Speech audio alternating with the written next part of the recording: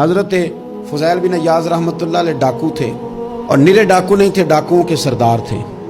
تو ارشاد فرماتے ہیں کہ میرا طریقہ یہ تھا کہ میں ایک پورے قافلے کی صورت میں حملہ کرتا تھا تو لوگ ڈرا کرتے تھے اگر کہ فضیل بن عیاض کے ڈاکوؤں نے حملہ کیا تو پھر نہیں بچتے۔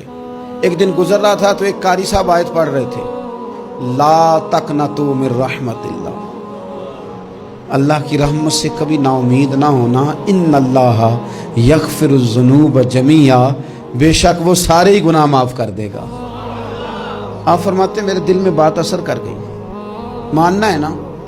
اس نے نہیں ماننا، اس نے 6666 آیتوں کا ترجمہ پڑھ کے بھی توجہ نہیں کرنی۔ آپ ارادہ کریں نا، آپ اپنی دل کی زمین کو زرخیز بنائیں۔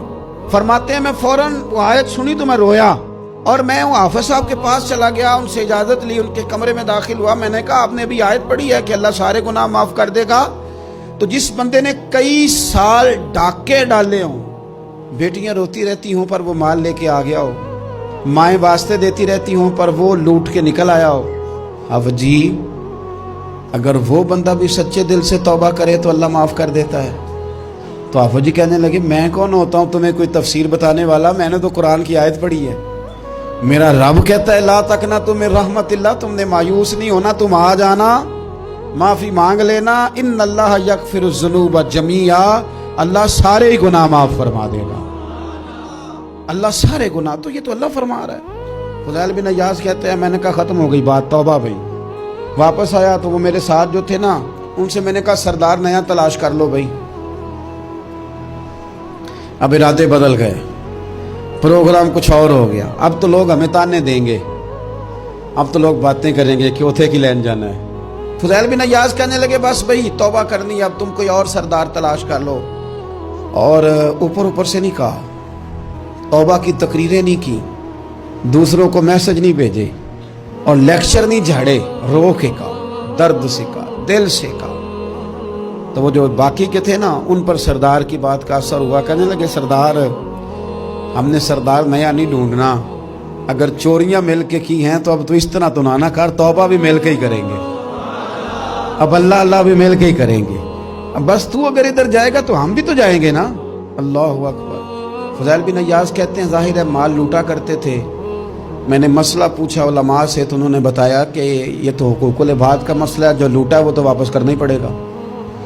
اب میں نے وہ پیسے جمع کیے، اب سارے تو میرے پاس تھے نہیں، جتنے میں دے سکتا تھا دیے، جو کھا چکا تھا وہ رہ گئے، ایک یہودی کے پیسے رہ گئے، اس کے گھر چلا گیا، میں نے جا کے اسے کہا میاں میں نے کر لیا توبہ، اور میں وہ فضیل بن عیاض ڈاکو ہوں جس کے تیرے گھر سے اتنا مال لوٹا تھا، میرے پاس پیسے کوئی نہیں، وہ پیسے لگ گئے، اب تو اس طرح کر مجھے معاف کر دے۔ وہ کہنے لگا نا جناب، یہ بھی کبھی کبھی ہوتا ہے، لوگ نا شرافت کو بزدلی سمجھ لیتے ہیں۔ فضیل بن عیاض سے کہنے لگا میں تو پیسے لوں گا، ایسے تو نہیں معاف کرتا۔ آپ فرمانے لگے پیسے تو کوئی نہیں، یہ سچی توبہ ہے۔ وہ کہنے لگا پھر اس طرح کرو، میری اونٹوں کو چارہ ڈالو، پیسے پورے ہوئے تو چلے جانا۔ کل ڈاکو تھے، ابھی وہ تلوار چلانی آتی ہے، نیزہ چلانا آتا ہے، ڈٹنا آتا ہے، اعصاب مضبوط ہیں، مسئلہ کوئی نہیں، لیکن توبہ سچی کی ہے نا، یہ سچی توبہ والے لوگوں کا طریقہ ہے۔ اس سے کہہ سکتے تھے کہ جا جتھو لب دینی لے لے، تجھے کہا معاف کر دے، تو تیار ہی نہیں ماننے کو۔ حضرت فضیل بن عیاض کہنے لگے اگر اونٹوں کو چارہ ڈالنے سے تو معافی دیتا ہے نا، تو میں تیرے اونٹوں کو چارہ ڈالنے کو بھی تیار ہوں۔ کیوں کہ راضی اللہ کو کرنا ہے، اپنے ضمیر سے بوجھ اتارنا ہے، بندوں کے سامنے سرخرو نہیں ہونا، اللہ کے حضور ہونا ہے۔ توبہ کا مطلب ہے رب کوئی بارگاہ میں سرخرو ہونا، بندوں کے سامنے نہیں۔ حضرت فضیل بن عیاض سے کہنے لگے ڈالیں گے تیرے اونٹوں کو چارہ، کیوں نہیں ڈالنا۔ 2-4 دن چارہ ڈالا تو وہ یہودی ایک دن کہنے لگا کہ یہ نا ٹھیکریوں سے بڑی ہوئی تھیلی ہے، یہ تو ذرا اٹھا کے لا۔ حضرت فضیل بن عیاض نے اٹھا کے اسے دی، جب اس نے کھولی تو اشرفیوں کی بھری ہوئی تھی۔ تو آپ فرمانے لگے تو کہہ رہا تھا ٹھیکریاں اٹھا کے لا۔ کہنے لگا میں تورات بڑی پڑھتا ہوں، عالم ہوں، میں نے تورات میں پڑھا تھا کہ مسلمان جب سچی توبہ کر لیں گے نا تو رب ٹھیکریوں کو بھی سونا بنا دیا کرے گا، پھر یہ مٹی کے ڈھیلے اشرفیاں بنا کریں گے۔ تو میں نا تیری توبہ چیک کر رہا تھا، یہ اس میں میں نے روڑے بڑے ہوئے تھے، لیکن تو اٹھا کے لایا، تو تیری توبہ بھی سچی ہے اور تمہارا دین بھی سچا ہے، اب اس طرح کہا رہا معافی اس شرط پہ دوں گا کہ مجھے کلمہ پڑھا تاکہ میں بھی مسلمان ہوں.